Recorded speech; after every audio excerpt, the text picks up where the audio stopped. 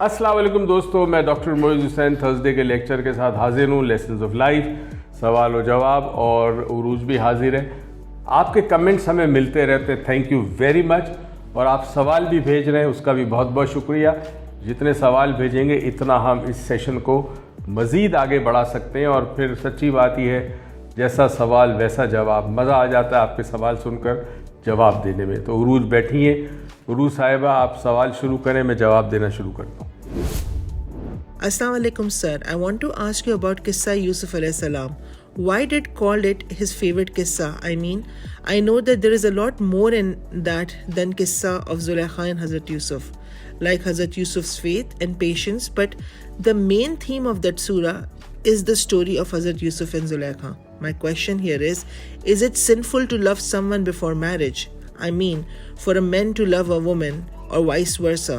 What standards do Islam set for love? Regards, Rimshah. وعلیکم السلام. میرے خیال میں آپ کا سوال کا جو محور ہے وہ لو کے اوپر ہے، لو کے سٹینڈرڈ پہ. ویسے تو حضرت یوسف علیہ السلام کا قصہ بڑا سمجھنے کا ہے، بڑی اس میں حکمت ہے. ان کے والد جو کہ نبی تھے، ان کی آنکھیں چلی گئی اپنی بیٹی کی یاد میں. کئی سال تک وہ گریہ کرتے رہے، روتے رہے، اور اس کے بعد یوسف علیہ السلام کو ان کے بھائیوں نے کنویں میں ڈال دیا. وہ بڑا امیزنگ، اس میں کئی اپس اینڈ ڈاؤنز آئے ہیں. اس کے بعد جیل خانے میں چلے گئے، وہاں کسی قیدی نے خواب دیکھا، 2 قیدی نے خواب دیکھا، اس کی تعبیر بتائی، بادشاہ سلامت کو پتہ چلا، اور وہ پھر ایونچولی اللہ تعالیٰ نے جو رکھا تھا کہ انہوں نے جیل سے دربار میں جانا تھا اور پھر ایک مقام حاصل کرنا تھا. جو زلیخا کو محبت یوسف علیہ السلام سے ہو گئی، اس میں چند چیزیں بڑی امپورٹنٹ ہیں. ایک، حسن جو اللہ تعالیٰ نے یوسف علیہ السلام کو دیا تھا وہ کسی کو عطا نہیں فرمایا، اور حسن پہ ہی زلیخا جو ہے وہ فدا ہو گئی. اور وہ دنیا میں اس کو سمجھے اس طرح سے کہ انسان جو ہے وہ آنکھوں سے زیادہ دیکھتا ہے، کانوں سے کم سنتا ہے. تو اکثر جو محبت ہو جاتی ہے وہ حسن کی وجہ سے، یا کوئی ایسی چیز جو دیکھنے میں بہت بھلی اور اچھی لگے، انسان اس پہ فدا ہو جاتا ہے اور اس کو عشق یا محبت ہو جاتی ہے. اسلام نے جو معیار رکھا ہے محبت کا وہ بڑا اعلیٰ ہے. جیسے یہ قصہ جو ہے یوسف علیہ السلام کا، اس میں معیار عشق و معیار محبت ہے، انسان کا انسان سے جو پیار ہے. مگر اس کے علاوہ نبی کریم صلی اللہ علیہ وسلم کا بھی اپنی بیٹی کے ساتھ محبت کا رشتہ، اپنی ازواج مطہرات کے ساتھ محبت کا رشتہ، اپنے نواسوں کے ساتھ محبت کا رشتہ، وہ بھی ایک مثال ہے. وہ انسانی رشتوں کے حوالے سے ایک مثال ہے. لیکن ایک مرد عورت اور عورت مرد کا محبت کا رشتہ جو وہ یوسف علیہ السلام کی، یہ جو اللہ تعالیٰ نے قرآن میں ان کی داستان پوری رقم کروائی ہے، جو بتائی ہے، اس سے ہمیں پتہ چلتا ہے کہ محبت بڑی پاکیزہ شے ہے، پاکیزہ ہے، اور اسے پاکیزہ ہی رہنا چاہیے. جہاں محبت میں شہوت آ گئی، وہ محبت جو ہے وہ ناپاک ہو جاتی ہے. محبت وہ ایک جذبہ ہے کہ جو چاہے انسان کو تو زمین سے آسمان کی طرف لے جاتا ہے. محبت اللہ کی پہچان کرواتا ہے.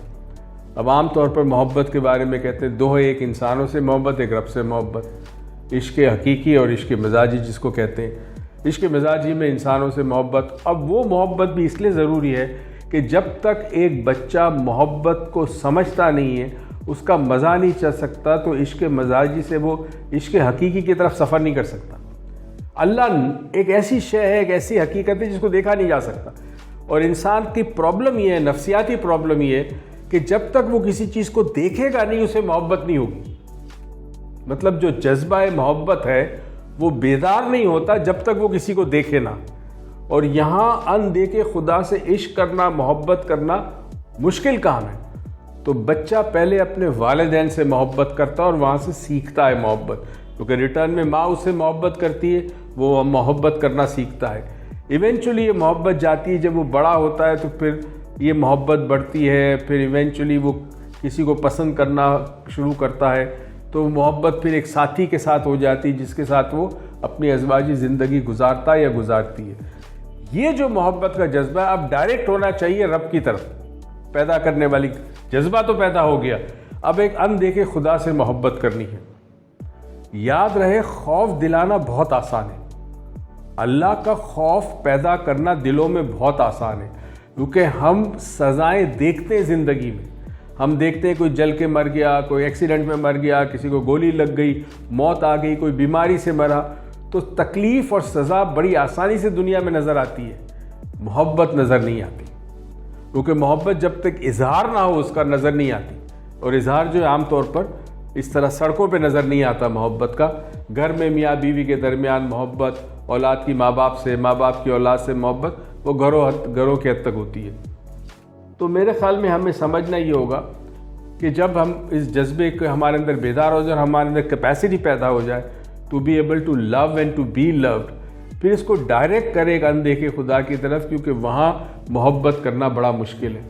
کوئی اللہ کا کوئی سمبل نہیں ہے ہمارے پاس, تصور میں بھی اللہ نہیں آ سکتا, جو آئے گا وہ اللہ نہیں ہوگا. تو اللہ کی ہمارے پاس کوئی پہچان نہیں, بس یہ ہے کہ ایمان ہمارا ہے کہ ایک ہے جو اس کائنات کا خالق اور مالک ہے, روز محشر کا مالک ہے, پیدا وہ کرتا ہے, موت وہ دیتا ہے, عزت اس کے ہاتھ میں, ذلت اس کے ہاتھ میں, خیر الرازقین سب سے اچھا رزق دینے والا ہے, بیمار ہوتا ہوں تو شفا مجھے دینے والا ہے, مگر نظر نہیں آتا. تو اب اس سے محبت کرنی ہے, یہ واقعی مشکل کام ہے. مگر میں یہ سمجھتا ہوں کہ حضرت یوسف علیہ السلام کا جو واقعہ ہے قرآن پاک کے اندر, وہ ہمیں محبت کی مختلف اقسام اور انسان سے پھر رب کی طرف راغب کرتا ہے محبت کو, یہ پیغام ملتا ہے ہمیں. Thank you. Assalamu alaikum. I have a question. About 2 years ago, I did cosmic energy meditation every day for 30 days. Me and Amir used to do it together, but my experience was different than him. One day after I finished, I lay down for sleep. In 10 minutes, I felt like some other person or body came inside of me, and that time I could not move at all. I was kind of paralyzed for 2 to 3 minutes.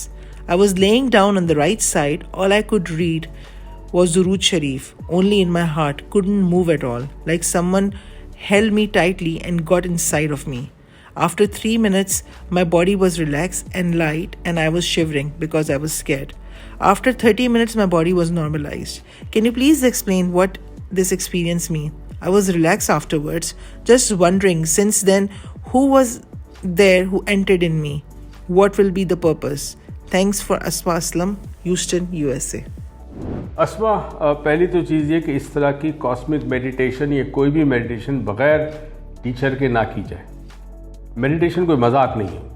Meditation میں آپ کے وجود کے کچھ دروازے ہوتے ہیں جو کھلتے ہیں تاکہ آپ کائنات سے کنیکٹ ہو سکیں.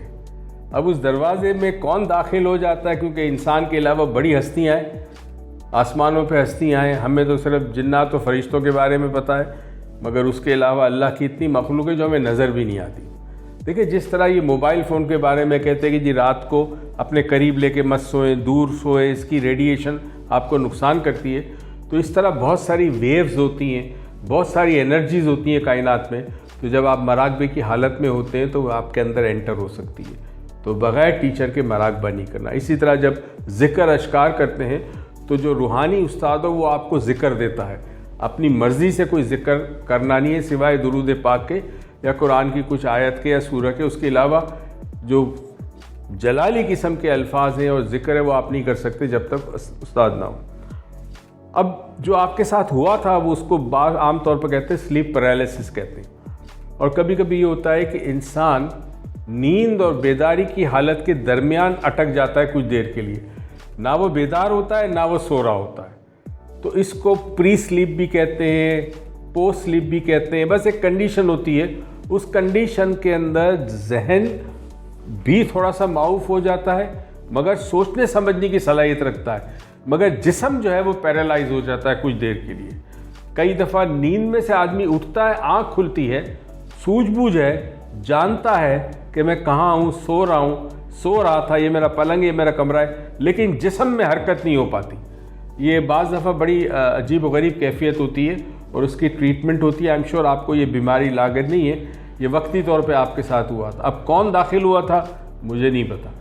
اگر تو ابھی تک کبھی کبھی ایکسپیرینس ہوتے ہیں تو اس کا طریقہ یہ ہے کہ آپ درود پاک 11 مرتبہ پڑھنے کے بعد آنکھیں بند کر کے مراقبے میں جائیں اور اپنے اندر جھانک کے کہے میرے اندر کون ہے, مجھ سے بات کرے.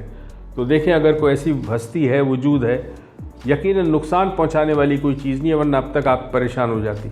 تو اچھی چیزیں بھی آتی ہیں آپ کے اندر, بری چیزیں بھی آتی ہیں, اس سے پوچھیں آپ کو جواب مل جائے گا. Thank you.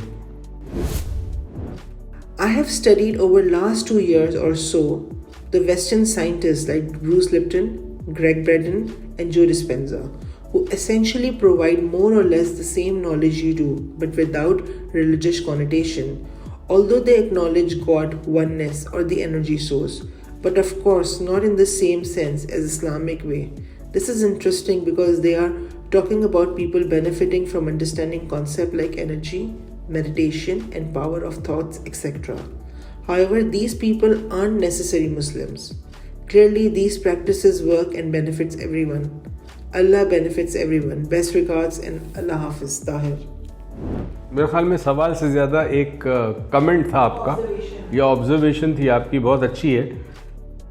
हम बाज़ दफ़ा परवरदिगार आलम को पर्सनल गॉड बनाते, यानी मुसलमानों का खुदा है। अच्छा, सब जानते हैं कि रब्बुल आलमीन है, लेकिन पता नहीं क्यों हम उसे समझते हैं हमारा खुदा है, किसी और का नहीं है। तो वो तो सबका है, जो माने उसका भी, जो ना माने उसका भी है। हर धर्म में, हर मज़हब में, हर दीन के अंदर कहीं ना कहीं तसव्वुर है एक ऐसी हस्ती का जो कायनात का सबसे बड़ी हस्ती है, कायनात का खालिक और मालिक है। नाम उसके अलग अलग हैं। तो ब्रूस लिप्टन हो गया, जो डिस्पेंसा हो गया, ये तमाम लोग जो हैं वो, चाहे वैसे आई एम श्योर ये अल्लाह को मानते हैं अपने अपने तौर पे, क्रिश्चियन अपने तौर पे मानता है अल्लाह को, ट्रिनिटी का कॉन्सेप्ट है वहाँ पे, तो अल्लाह को मानता है। लेकिन जो नहीं भी मानता वो भी इन चीज़ों को तो मानता है। एनर्जी है, कायनात एनर्जी से बनी है, ये कायनात कंटिन्यूसली मूव कर रही है, ये कायनात कंटिन्यूसली इवॉल्व कर रही है। इंसान अपने आप को देखता है, बचपन में क्या था, जवानी में क्या है, बड़ी उम्र में वो क्या होता है, किस तरह उसके अंदर तब्दीलियाँ आती है, जिस्मानी तौर पर, ज़हनी तौर पर उसके शऊर का दर्जा कैसे बुलंद होता है या फिर नहीं होता। तो जितने भी ये साइंसदान हैं, याद रहे एक अजीब व गरीब चीज़ ये है कि इनमें से जिनको अल्लाह की वादानियत पर यकीन नहीं था या अल्लाह को मानते नहीं थे, इनमें से अक्सर के साथ ही हुआ कि एक जगह पहुंचकर एकदम से उन पर यह हकीकत अश्कार हुई कि कोई है पैदा करने वाला। और हकीकत में अल्लाह ताला निशानियां तो देता है आपको, बस ये है कि हम सोचते नहीं हैं। तो मेरे ख्याल में इन ऐसे साइंसदानों की बातें सुनकर, इनकी चीज़ें पढ़कर हमारा ईमान मज़ीद मुस्तहकम होता है, मजबूत होता है कि अल्लाह ताला, हम खुश नसीब है कि हमें जहन दिया और इसमें ये सलाहियत दी कि सोच सकता है। मगर मुसलमानों, सोचो, गौर व फिक्र करो, सवाल करो, डरो मत सवाल करने से, सवाल करो।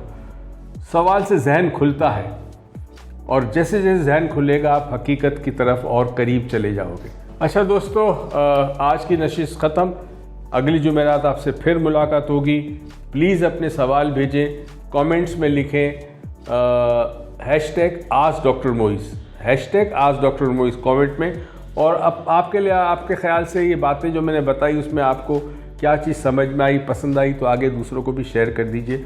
हम अजीब व गरीब लतीफ़े शेयर करते हैं, अजीब व गरीब वीडियो शेयर करते हैं, मगर कोई अच्छी बात हम शेयर क्यों नहीं करते?